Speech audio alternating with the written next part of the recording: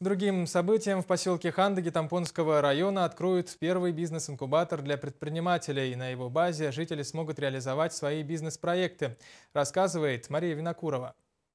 В сжатые сроки бригада из Якутска «Старта Плюс» провела капитальный ремонт двухэтажного здания бывшей музыкальной школы под бизнес-инкубатор.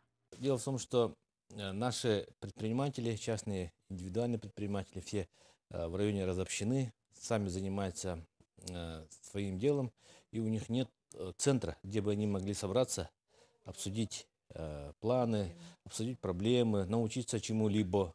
Поэтому вот это будет центром общения предпринимателей. Бизнес-инкубатор призван научить ведению бизнеса, вырастить малых предпринимателей, сделав их хозяевами своего дела.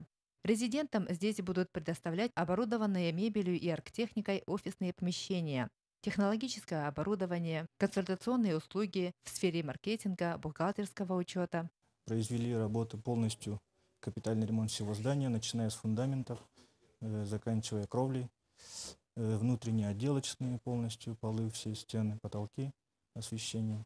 В бизнес-инкубаторе, кроме начинающих предпринимателей, разместится Центр поддержки предпринимательства и туризма. Новоселам в первое время будут предоставлены льготы по оплате коммунальных услуг. Руководство района надеется, что открытие бизнес-инкубатора даст толчок развитию и расширению видов бизнеса в Тампонском улусе. Мария Винокурова, Толстяков, НБК Саха, Хандага.